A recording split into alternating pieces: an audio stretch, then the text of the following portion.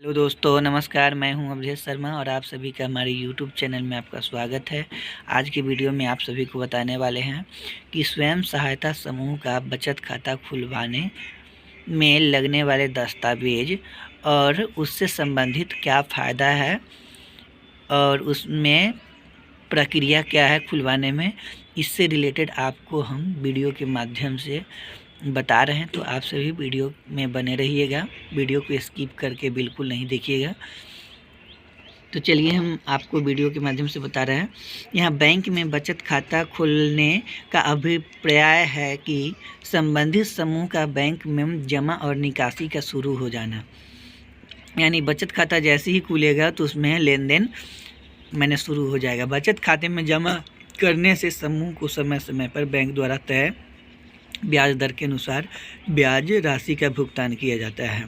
तो उसमें जो बचत खाता खुल जाता है तो उसमें पैसा अगर जमा हो जाता है तो बैंक द्वारा इंटरेस्ट भी दिया जाता है। स्वयं सहायता समूह का बैंक से बचत खाता खोले जाने की प्रक्रिया समूह की नियमावली तय होने, नियमित बैठक होने, प्रतिनिधियों का चुनाव होने, नियमित बचत एवं आपसी लेन देन शुरू होने के पश्चात ही शुरू की जाती है।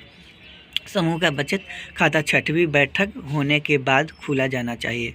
वर्तमान में इस खाता में 4% ब्याज का प्रावधान है। अब यहाँ बता रहा है कि स्वयं सहायता समूह का खाता खुलवाने के लिए इसमें नियमित बैठक होना चाहिए और 6 बैठक हो जाने के बाद ही इसमें इसका बचत खाता खुल सकता है। तो इसमें है कि पहले बताया जा रहा है कि बचत खाता खोलने के लिए प्रक्रिया नियम, सबसे पहले तो गठन तिथि, उसके बाद नियमावली, उसके बाद जो फर्स्ट बैठक होगा वो, और जो बैंक प्रस्तावना होगा खाता खुलवाने का वो, और लास्ट बैठक का जीरोक्स और बचत खाता खुलवाने वाला फॉर्म फिलअप करके और उसमें प्रतिनिधि हो, अध्यक्ष सचिव कोषाध्यक्ष का चुनाव हो जाना चाहिए और उसका बचत नियमित बचत होना चाहिए और आपसी में लेन देन भी होना चाहिए बचत खाता, तभी बचत खाता खुलेगा। अब यहाँ पर है कि रिजर्व बैंक ऑफ इंडिया के अनुसार व्यक्तिगत या स्वयं सहायता समूह का बचत खाता खोलने हेतु कुछ महत्वपूर्ण जानकारी का उपलब्ध करवाना अनिवार्य है। ये जानकारियाँ रिजर्व बैंक ऑफ इंडिया द्वारा तय किए गए हैं। KYC नो योर कस्टमर, अपने ग्राहक को जानिए, नियम के तहत ले जाती है। तो सबसे पहले ग्राहक एक तरह से समूह का जो खाता खुलता है तो वो भी एक तरह से बैंक का ग्राहक ही है, क्योंकि बैंक से लेन देन करते हैं। तो उसके लिए KYC समूह का होना ज़रूरी है, ताकि KYC होने से बैंक समूह का पूरा जानकारी बैंक में इलेक्ट्रॉनिक रूप से रहता है। तो इससे संबंधित आप लोग देखिए, अपने ग्राहक को जानिए। KYC के नियमों के तहत निम्नलिखित जानकारी बैंक द्वारा ग्राहक से प्राप्त की जाती है। तो जो भी अगर बैंक समूह का है, चाहे ऐसे भी ग्राहक हैं, तो उनको भी टोटली बैंक से रिलेटेड उनको जानकारी देना जरूरी है। अब यहाँ बोला जा रहा है कि एक में खाता खोलने वाले व्यक्ति या समूह के सभी सदस्यों का नाम सही है अथवा नहीं, इसके लिए फ़ोटो सहित पहचान पत्र की आवश्यकता होती है। सबसे पहले खाता खुलवाने जाइएगा व्यक्तिगत या समूह का, तो उसमें सबसे पहले 3 लीडर का फ़ोटो लेता है और फ़ोटो पर हस्ताक्षर होता है। साथ में जो मेन आधार कार्ड जैसे हो वो दस्तावेज वहाँ पर देखता है, सामने सिग्नेचर भी करवाता है, उसके बाद ही खाता खोलता है। उसके बाद है कि आवेदक, दूसरे में आवेदक संदिग्ध चरित्र का नहीं हो, इस हेतु भी पहचान पत्र की आवश्यकता होती है। यानी जो आवेदक है उसका किस तरह का चरित्र है, वो सही आदमी है या नहीं है, तो इसका भी पता किया जाता है। साथ ही उसका पहचान पत्र भी देखकर पता किया जाता है कि ये खोलने लायक है कि नहीं है, बैंक वाले पता कर लेते हैं। अब ये है कि जैसे किसी भी बैंक से ऋण ले चुके हैं, वो चुकौती नहीं किए हुए, तो यही सब के मामला है। चाहे उनके ऊपर किसी भी तरह का इल्ज़ाम तो नहीं लगा हुआ है, यही सब है। उसके बाद 3 में है, एक ऐसे पहचान पत्र की ज़रूरत होती है जिससे आवेदक का अस्थायी निवास होने अथवा नहीं होने का पता चल सके। पहचान पत्र मतलब ऐसा होना चाहिए जो अस्थायी निवासी है या नहीं वो पता चलना चाहिए। अब यहाँ पर है 4 में है व्यक्ति विशेष के व्यवसाय की जानकारी रखी जाती है।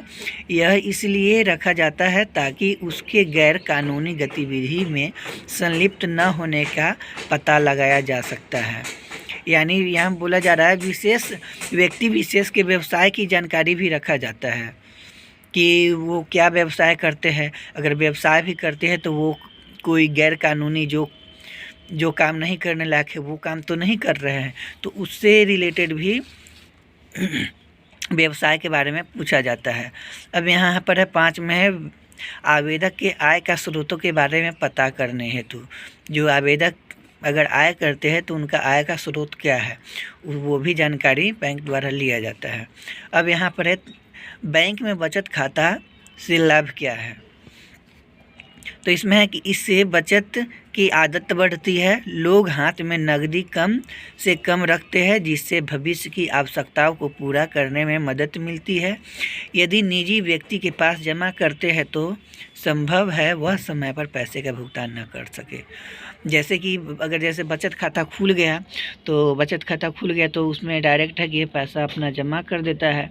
अगर हम गांव में मतलब कोई को किसी को दे देते हैं तो हमको समय पर पैसा नहीं देगा। अगर बचत खाता में है तो उस समय हम अपना अगर काम करना हो तो आराम से निकासी करके अपना काम मतलब कर सकते हैं और काम नहीं रुक सकता है। और मतलब पैसा चोरी हो जाने या गिर जाने ये सब का डर भी नहीं रहेगा। तो इसलिए बचत खाता की आवश्यकता होती है। उसके बाद है 2 में बैंक अपने यहाँ जमा पैसे को सुरक्षा प्रदान करती है। जो बैंक में पैसा जमा कीजिएगा तो उसका सुरक्षा बैंक प्रदान करती है। 3 में है बैंक में जमा राशि का बैंक ब्याज भी देती है। जैसे बैंक में अगर जमा भी होता है तो उसका बैंक ब्याज देता है। अब है 4 में एक गरीब को बैंकिंग व्यवस्था से जुड़ना जरूरी है क्योंकि बैंक वित्तीय सहायता प्रदान कर रोजगार सृजन करता है। रोजगार सृजन से आय में वृद्धि होती है तथा उनकी क्रय शक्ति बढ़ती है। इस तरह से उनके रहन सहन में सुधार होता है एवं उसका सामाजिक स्तर भी बढ़ता है। तो यहाँ बोल रहा है कि एक गरीब की बैंकिंग व्यवस्था जुड़ना ज़रूरी है। मतलब एक गरीब को बैंकिंग से जुड़ना बहुत ज़रूरी है ताकि उसको रोज़गार मतलब करे तो उसको आय में वृद्धि मतलब हो। जैसे आय में वृद्धि भी होती है तो उसमें पैसा भी जमा किए फिर निकासी भी किए और रोज़गार में लगाए भी तो उनका होता है कि रोज़गार का क्रय शक्ति बढ़ता है एवं उनके रहन सहन में सामाजिक स्तर पर बढ़ता है। उसके बाद देखिए कि 5 में है बैंक खाता के माध्यम से बाहरी राशि आना आसान हो जाता है। अगर बचत खाता खुला हुआ है तो कहीं से भी राशि अगर मंगवाना हो तो आराम से उस पर मंगवा सकते हैं।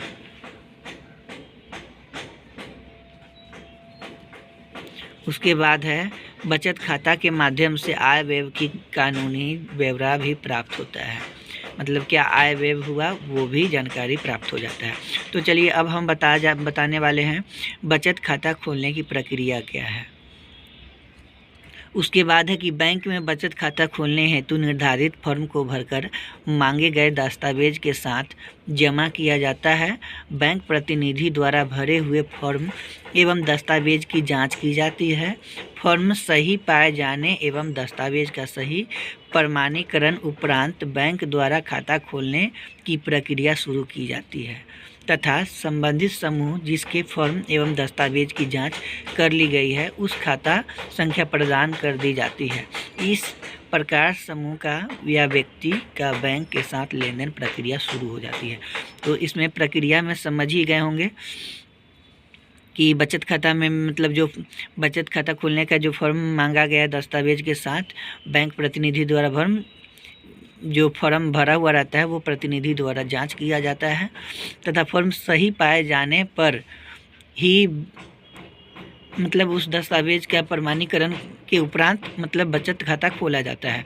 पहले उसका जांच पड़ताल कर लेते हैं कि सही है या नहीं। अगर सही पाया जाता है तब उसका बचत खाता खोला जाता है तथा संबंधित समूह जिसके फॉर्म एवं दस्तावेज की जांच कर ली गई है उस संख्या का प्रदान कर दी जाती है।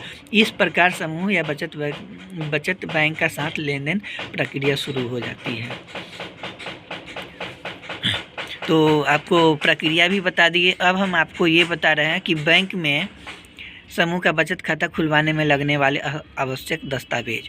तो एक में है बैंक बचत खाता खोलने का फॉर्म चाहिए, दूसरा में समूह का नियमावली चाहिए, थर्ड में है कि समूह के प्रतिनिधि, अध्यक्ष, सचिव, कोषाध्यक्ष के पहचान एवं पता एवं दस्तावेज चाहिए, और उसमें है कि बोला जा रहा है मतदाता पहचान पत्र, मनरेगा जॉब कार्ड, आधार कार्ड, सरकारी तंत्र प्रतिनिधि, बीडीओ, मुखिया द्वारा निर्गत पहचान पत्र, आवासीय प्रमाण पत्र या राशन कार्ड। अगर किसी भी तरह का है दस्तावेज, अगर ऐसे तो मतलब आधार कार्ड है तो आधार कार्ड पर मतलब जल्दी हो जाता है, चाहे अगर वीडियो से भी लिखा हुआ है, चाहे मुखिया से भी लिखा हुआ है, तो उस समय मतलब वो काम कर जाता है। तो इसमें आवश्यक दस्तावेज यही लगता है, क्योंकि जो अगर अस्थायी निवासी हो गए और उनका उस समय पहचान पत्र नहीं है तो उस समय वीडियो से भी लिखवा कर दीजिएगा बैंक को, तो काम हो जाएगा, चाहे मुखिया से भी दीजिएगा तो हो जाएगा। उसके बाद है कि 4 में है समूह के प्रतिनिधि, अध्यक्ष, सचिव, कोषाध्यक्ष के पासपोर्ट साइज फोटोग्राफ तीनों प्रतियों में। जो खाता खुलवाने वाला फॉर्म होगा उसमें तीनों प्रति में उनका होगा, वहाँ पर मुहर भी लग के साइन होगा। उसके बाद 5 में है कार्यवाही पुस्तिका के अंश, जिसमें समूह के गठन का प्रस्ताव, निर्णय, समूह के पदाधिकारियों के चयन, संबंधित पारित निर्णय, खाता खोलने से संबंधित पारित प्रस्ताव, खाता परिचालन संबंधित संकल्प प्रस्ताव दस्तावेज के तौर पर बैंक को प्रस्तुत करना है। बीपीएम इंचार्ज का हस्ताक्षर भी चाहिए। उसके बाद है कि कार्यवाही पुस्तिका का जो होता है गठन तिथि का, उसके बाद उसका नियमावली होता है, उसके बाद बचत खाता खोलने का प्रस्ताव, और उसके बाद जो दस्तावेज होता है उस पर बीपीएम का हस्ताक्षर रहता है। उसके बाद ही बैंक खाता खुलता है। तो बैंक में समूह का बचत खाता खुलवाने में आवश्यक दस्तावेज के बारे में भी आप लोग को बता दिए हैं। तो अगर आप सभी को हमारा वीडियो कैसा लगा, अगर वीडियो हमारा अच्छा लगेगा तो लाइक कीजिएगा, कमेंट कीजिएगा, चैनल को सब्सक्राइब कर लीजिएगा और बेल आइकन को प्रेस कर लीजिएगा। तो आप सभी का हमारे वीडियो में बने रहने के लिए बहुत बहुत धन्यवाद।